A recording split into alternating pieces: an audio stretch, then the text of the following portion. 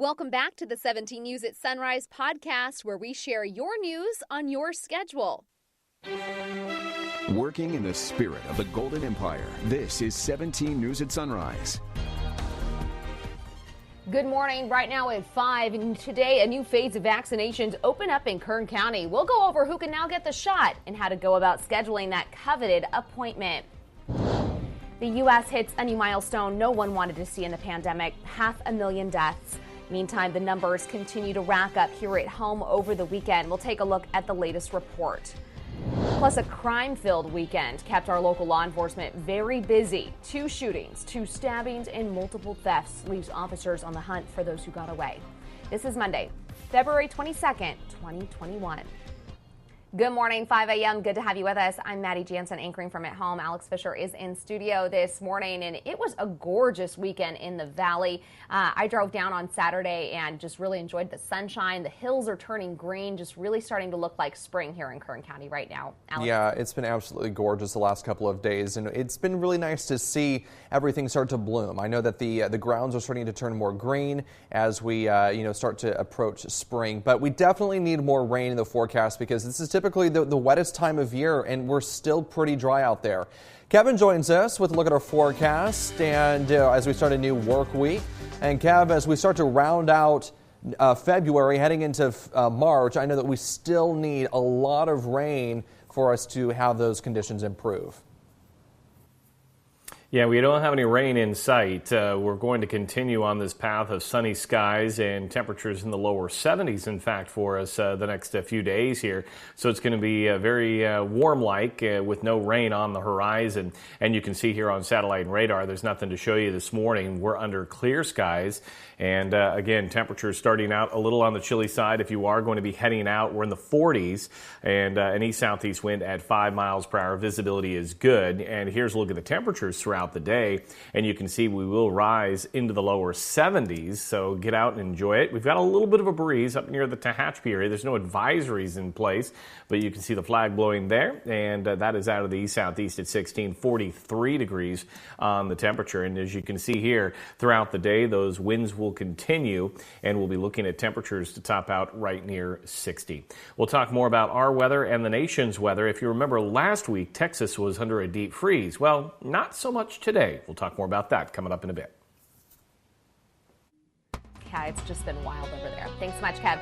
17 Crime Watch this morning. A man was shot early yesterday morning at a popular bar in Northwest Bakersfield. It happened around 1:30 a.m. Sunday morning in the parking lot of the Whiskey Barrel on Callaway Drive, just north of Rosedale Highway. Police say when they arrived, they found a man on the ground with a single gunshot wound. A witness told 17 News the shooting was the result of a fight between 2 men that broke out inside the bar, then moved into the parking lot when the bar closed. The witness says one of the men pulled out a gun and the other raised his hands, but was shot anyway. The victim was taken to the hospital, and he was last described in critical condition. His identity has not been released. Police believe the shooter fled the scene in a white SUV. And a man's dead after being shot Saturday night in South Bakersfield. Police say it happened in the 300 block of South Hayes Street just before 11 p.m. When officers and first responders arrived, they found a man in his mid-30s suffering from gunshot wounds. He was pronounced dead at the scene. The identity of the man who died has not been released, and police have not released any information on the shooter or shooters. Anyone with information on either of these shootings is asked to call BPD at 327-7111. Meantime, one person was wounded in a stabbing in East Bakersfield last night. The stabbing happened near Niles and Haley Streets just before 9 p.m. Police say the man and another person were arguing before the stabbing, and officials say the man was stabbed multiple times. He was taken to the hospital. Meantime, police say they received a shot spotter alert a block away on Oregon Street around the same time of the stabbing. Police say they did find a bullet casing, but it's unclear whether it was related to the stabbing. A local fast food restaurant was burglarized over the weekend in downtown Bakersfield. The burglar allegedly broke into Juicy Burger on 24th Street around 11:45 Saturday night. Workers say the robber walked in through the back door and stole 5 tablets. The owner of the restaurant says he caught the man on surveillance video breaking in. If you know anything about this burglary, you're asked to call police at 327-7111. A local outdoor education program says that 15 of its dirt bikes were stolen Friday night. Outsiders Adventure Co., based in Bakersfield, says all of its bikes for students were stolen, as well as some personal bikes. Hundreds of children participate in the program, which includes interest-led courses in areas such as BMX, sports, and art. The Bakersfield Police Department says that it's not yet gotten a report of the bike thefts. Anyone with information on the missing bikes can contact Outsiders Adventure Co. by sending an email to Rossie, that's ROSSIE, at outsidersadventure.com. And police are investigating a crash involving a driver trying to get a stabbing victim to the hospital. Officers were called to the area of East California Avenue and MLK Boulevard just before 6 o'clock Saturday night. Police say a woman ran a red light while driving a man with a stab wound to the hospital, colliding with the side of a Hall ambulance. First responders in the ambulance were taking another man to a hospital at the time of the crash. Police say the stabbing happened in the 900 block of Dolores Street. The investigation of the stabbing is ongoing. If you know anything, call BPD. Bakersfield police, meantime, took 2 people into custody for pointing a laser at a helicopter owned by the sheriff's office. Officers were called to the area of 2nd and L Streets about 7:15 Saturday night. When authorities arrived, they arrested 2 brothers, 15 and 18 years old, in a nearby home. They face charges for discharging a laser at an aircraft while in flight. 3 people were arrested for driving under the influence at a checkpoint over the weekend. The Bakersfield Police Department held that checkpoint Saturday night into Sunday morning. It was set up at Callaway Drive near Brimhall Road. Police say they were able to get 3 people driving under the influence off the streets. In addition, 6 drivers were cited for not having a license, and 9 were cited for driving with a suspended license. BPD says 18 vehicles were seized as a result of the checkpoint. A local group is working to provide much-needed clothing to those in need in Delano. DelanoVoice.org has teamed up with Storage Solution for the free community closet giveaway event. It's happening today at Storage Solution on 1st Avenue. It starts at noon and will last until they're out of items. Participants are asked to wear a face mask and practice social distancing at the event. Welcome back. Your time now is 5:10, and a sense of desperation in parts of Texas this morning as the state struggles to recover from last week's blast of winter. The good news is power is being restored, but many communities don't have clean drinking water and food is still scarce. The latest now from NBC's Dan Shinneman. Hundreds of thousands of Texans need help. It's still been like crazy. No power, no water. It's been a lot. Boil water notices are in place in many parts of the state. Residents in Houston lined up for help from a local food bank. We're doing water and various foods. So 2 things we're trying to accomplish, of course, for the people because of the boil notice, they need water, but also for the families that the economic impact of this, where they lost the food in their freezer or their refrigerator. Crews are now working to fix broken water lines. The demand for plumbers is high. But right now we just go in, it's like triage. Go in, fix it, go to the next one. Other Texans are dealing with a financial crisis. That's because many energy bills have skyrocketed due to changes in the market. The governor essentially placing all bills on hold. Texans who have suffered through days of freezing cold without power should not be subjected to skyrocketing energy bills due to a spike in the energy market. The winter weather is over for now. Its impact is not. Dan Shinneman, NBC News. And we're back here at 5:18, making headlines around the nation this morning. Cleanup and an investigation underway after an engine on a United Airlines flight from Denver caught fire Saturday, scattering debris into a Colorado neighborhood. The plane made it back to Denver International Airport safely, and no one on board or on the ground was hurt miraculously. But several people in the city of Broomfield now have property damage from fallen plane parts. Kirby Clement's truck was totaled, and the front covering of the plane's engine had to be removed from his front yard. We heard this big crash boom, and this big silver piece roll right in front of our picture window there. And I'm going like, what the heck is that? Aviation experts say the type of engine failure that happened on Flight 328 is unpredictable, and it's something that the NTSB will be looking into in their investigation. Boeing, meantime, suspending operations for more than 100 of its aircraft after Saturday's engine failure. The suspensions apply to the Boeing 777 aircraft powered by Pratt & Whitney 4000 series engines. According to Boeing, 69 of the aircraft were in use while 59 more were in storage. The company said the suspensions would remain in effect until the Federal Aviation Administration identified an appropriate inspection protocol for the aircraft. A letter written by a former undercover New York City police officer before he died says the NYPD and FBI were behind the killing of Malcolm X. The letter, written by Officer Raymond Wood, was released at a news conference in New York on Saturday. A relative described the letter as a deathbed confession, only to be made public after Wood's death.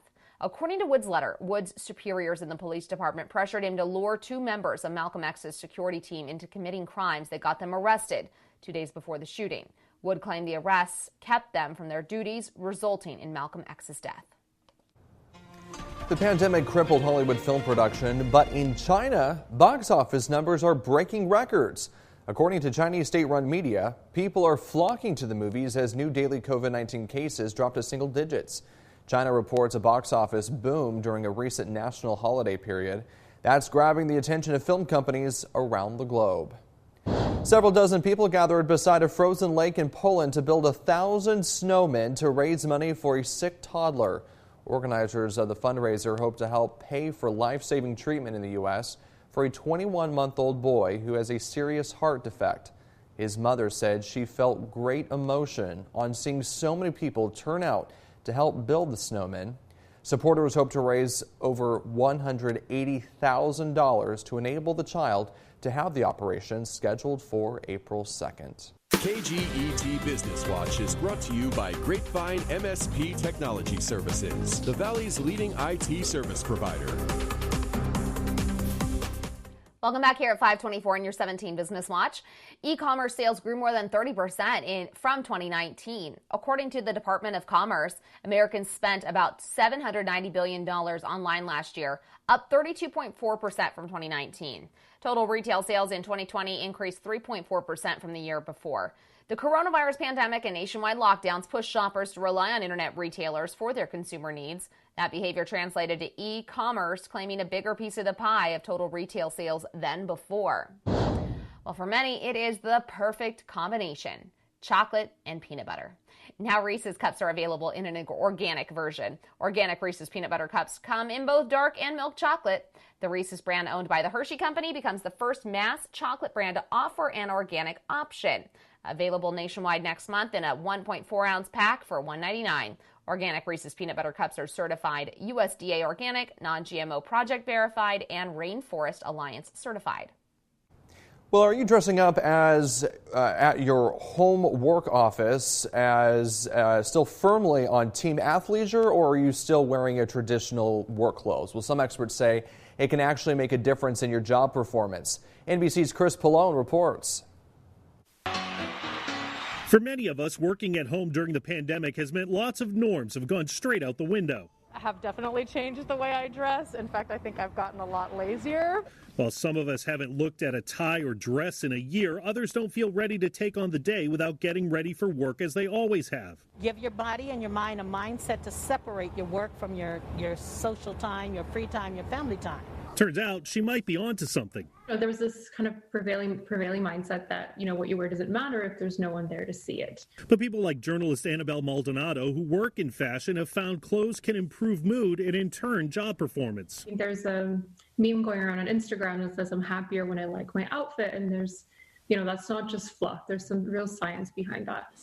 In fact, a 2012 Northwestern University study found subjects were more focused on a task when wearing certain clothes. So it's not only what you're wearing, but the associations we have around it can really affect our performance.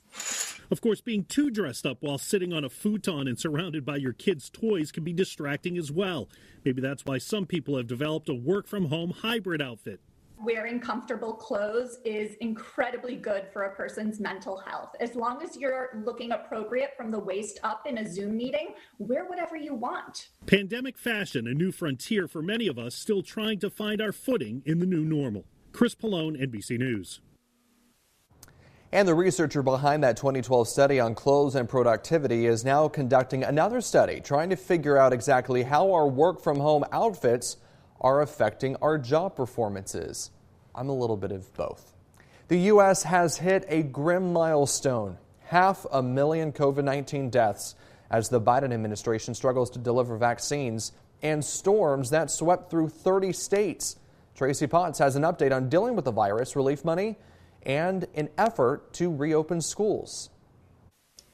Alex, good morning. Good morning, everyone. The president is speaking tonight from the White House. Then he'll join the First Lady, Vice President Harris, and the Second Gentleman for a moment of silence and a candlelight ceremony honoring lives lost. 500,000 people in the U.S. have died from COVID-19. It's terrible. It is historic. We haven't seen anything even close to this for well over 100 years since the 1918 pandemic. In the middle of delivering vaccine, Mother Nature threw Texas into a deep freeze. President Biden may visit this week after declaring 77 counties, nearly a third of the state, federal disaster areas. Storms put the government behind on distribution. We've been able to get about 2 million of those 6 million doses out. We expect to rapidly catch up this week. Congress is catching up on the president's $1.9 trillion COVID relief plan. A House vote could happen this week, despite Republicans arguing the bill's too big. There's over $1 trillion of money unspent from previous relief bills that were bipartisan. The money's still sitting in a bank account. The plan faces an uphill battle in the Senate. We may not get a single Republican vote, which means we have to get every Democratic vote. It includes billions to reopen schools. We have the highway or the roadmap that allows us to do this. The teachers union president says 85% of teachers would return to class with testing and priority to get vaccines. Also on Capitol Hill today, confirmation hearings for a couple of the president's cabinet nominees, Merrick Garland as Attorney General and Neera Tanden as White House Budget Director. I'm Tracy Potts, 17 News. House Republican David Valadao avoided a censure from his state party at this weekend's California Republican Convention. Contra Costa County GOP delegate Eric Elnes led the charge on a resolution to censure Valadao over his vote to impeach Trump in January. However, the move was ruled out of order and quickly set aside for other matters on the agenda, such as the effort to recall Governor Gavin Newsom. Working in the spirit of the Golden Empire, this is 17 News at Sunrise. The 17 News at Sunrise podcast is a production of KGET and Nexstar Media Group. For more on all of the headlines in today's show, head to kget.com.